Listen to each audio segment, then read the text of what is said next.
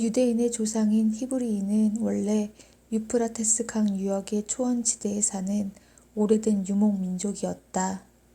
그들이 재앙을 피해 이집트로 옮겨갔다가 이집트인들의 노예로 전락하고 말았다. 나중에 히브리인의 우두머리인 모세가 이집트에 저항해 히브리인을 이끌고 성경에서 젖과 꿀이 흐르는 땅이라고 했던 가나안 땅으로 옮겨갔다. 출애굽기에 유명한 이야기가 바로 이때 연출되었다. 가나안 사람들이 그들을 부르는 히브리인이라는 말은 강 저편에서 온 사람이라는 뜻이다. 유대인들이 하나님에게서 선택받은 민족이라는 자부심을 가지고 있지만 역사적으로 그들은 여러 차례나 재앙을 겪고 박해를 받으며 이리저리 옮겨 다니고 뿔뿔이 흩어졌다.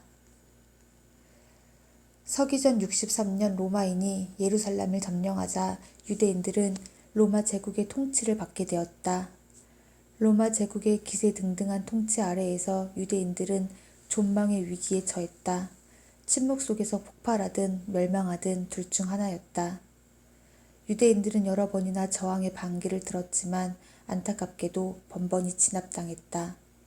폭발할 수 없다면 침묵할 수밖에 없고 이길 수 없다면 참는 수밖에 없다. 현실에서 출구를 찾지 못한 유대인들은 내면에서 출구를 찾아냈다. 바로 종교다. 현실에서는 핍박을 받고 있지만 정의로운 구세주가 자신들을 구해줄 것이라는 믿음이었다. 이에 대해 후대의 한 철학자는 종교여 무정하면서도 다정하고 핍박받는 이들을 탄식하게 하는구나.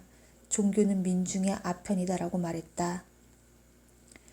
기독교는 유대교의 한 교파다. 다시 말하면 기독교는 초기 히브리인들의 유대교가 변화된 것이다. 예수 본인도 유대인이었다. 동정녀 마리아가 동침도 없이 예수를 낳았다. 예수는 장성한 후 사탄을 쫓고 환자를 고치고 사람들에게 천국의 존재를 알리며 종교를 전도해 존경받는 오피니언 리더가 되었다. 오피니언 리더가 정부 당국으로부터 환영받지 못하는 것은 자연스러운 일이다. 로마 제국의 중앙정보국은 이미 오래전부터 예수의 사교 조직을 주시하고 그들을 한꺼번에 잡아들이려고 벼르고 있었다. 결국 예수와 그의 12제자가 예루살렘으로 가려고 준비하고 있을 때 그 제자 중 한 명이 로마인에게 매수당해 예수를 로마인들에게 넘겼다. 예수는 반란죄, 사교 전파, 민중 선동 등의 죄명으로 십자가에 못 박혀 죽음을 당했다.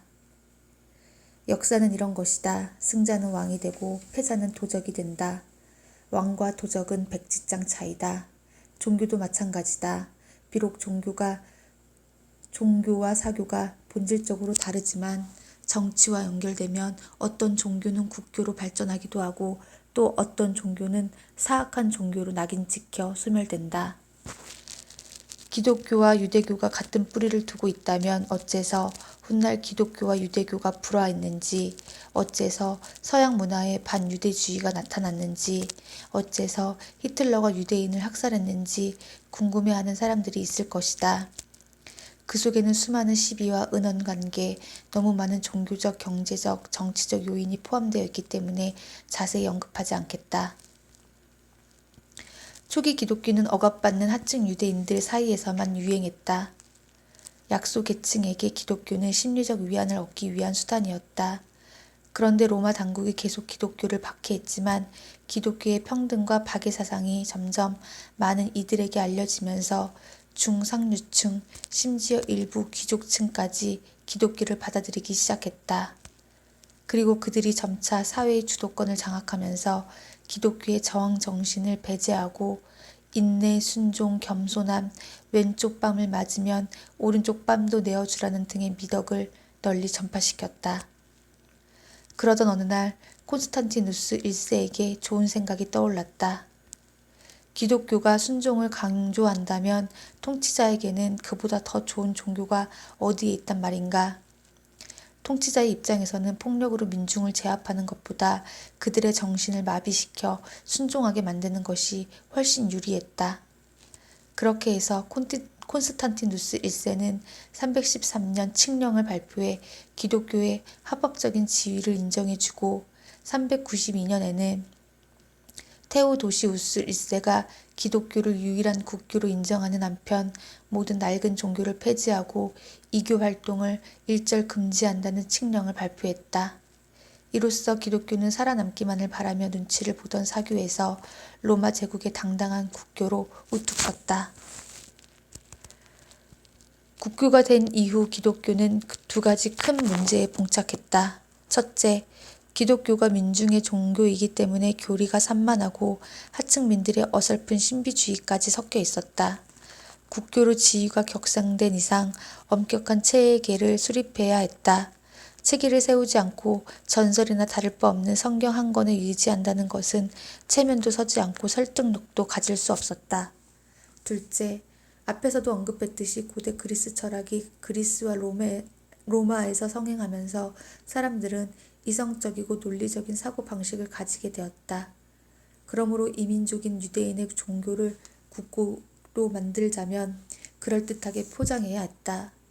마르크스주의가 중국으로 들어오면서 유가 사상과의 연계점을 찾아 조화로운 사회를 강조했던 것처럼 기독교가 로마의 국교가 되기 위해서는 그리스 로마 문화와 접목시킬 필요가 있었다. 이런 필요성에 따라 사람들은 기독교 문헌을 정리하고 편찬함으로써 기독교의 교리를 체계적으로 수립하기 시작했다. 이런 일을 하는 사람을 교부라고 부르고 그들의 신학사상을 교부학이라고 불렀다. 그들 중 가장 유명한 인물이 바로 아우구스티누스다.